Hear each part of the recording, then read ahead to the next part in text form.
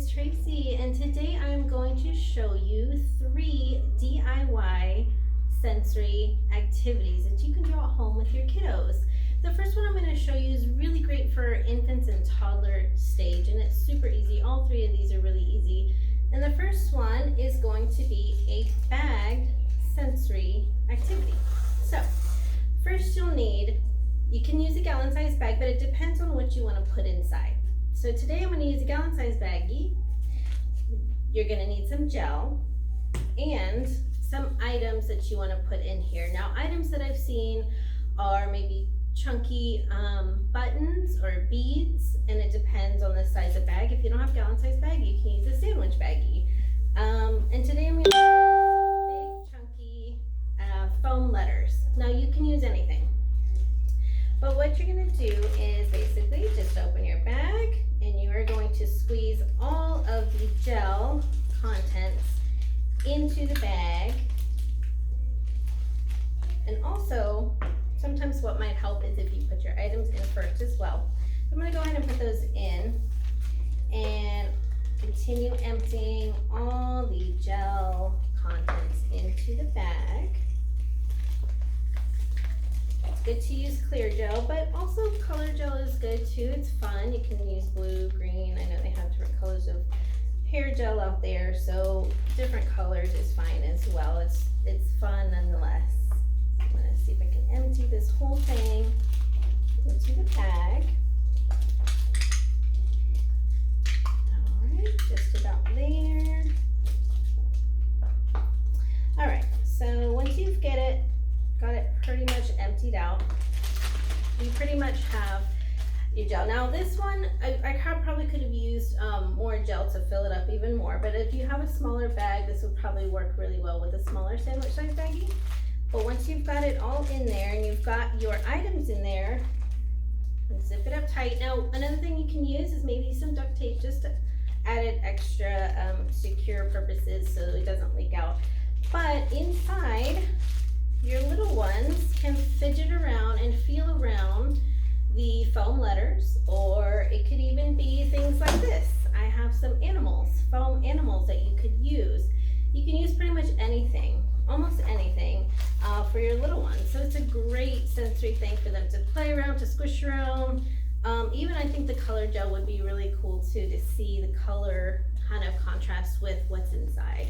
So that is our first sensory DIY of it. Very fun, very easy. Our next one we have is called an ocean sensory bin. Now what I have in here, and what you're gonna need is a tub, could be about this size. Now these are Orbeez that we ordered off Amazon, and you're going to let them soak in water overnight, and basically they turn from these little tiny beads into these really fun big gel type of beads.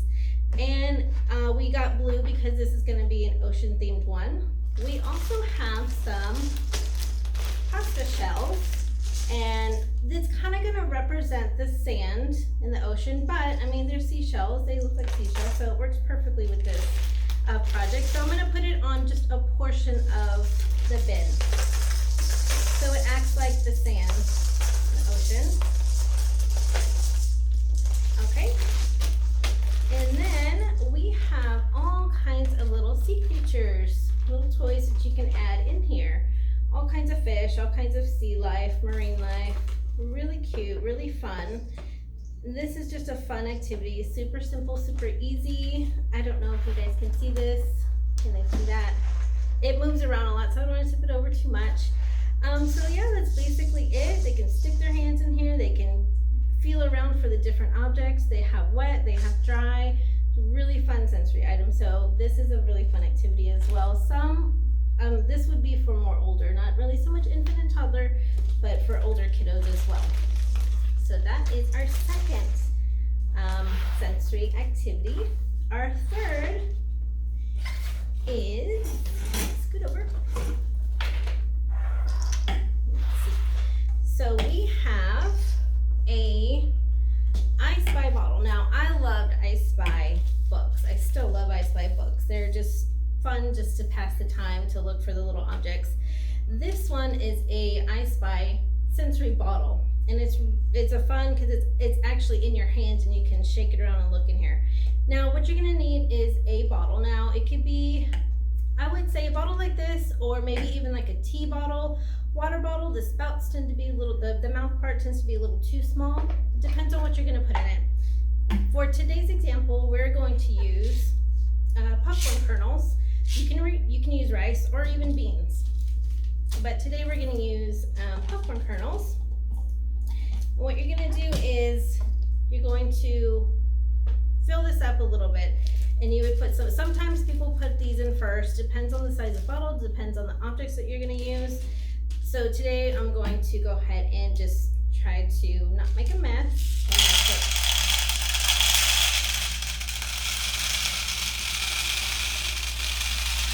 I'm going to do part of the way, and what we're going to use today is some erasers, some little fun erasers.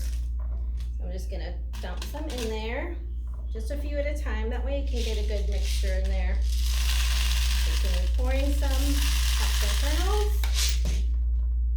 and some more erasers.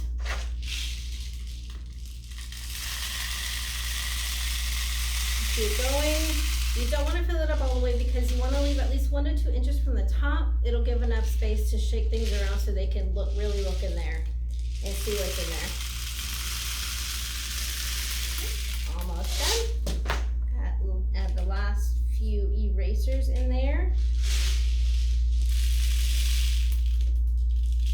Okay, I'm going to stop there. I'm going to secure the lid. Now, some people may want to, depends on the age of your child. You know your child, you know if they tend to put stuff in their mouth, you can super glue it, hot glue it, and just keep it shut. That way they don't really open it and spill all the contents out. So what you're gonna do is you're going to shake it around. What you can also do is before adding your contents, you can take a photo of everything you wanna put in there. You can find things in your junk drawer, little dice or different trinkets that you find in your home, and you can add them in the bottle with rice or the popcorn kernels. Take a photo ahead of time. Now, if you don't have a printer at home, that's okay. Just keep the photo on your phone.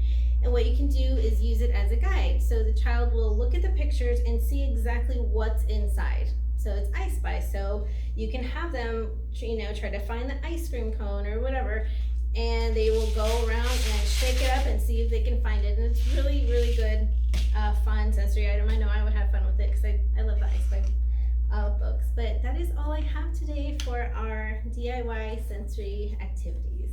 Thank you for joining me.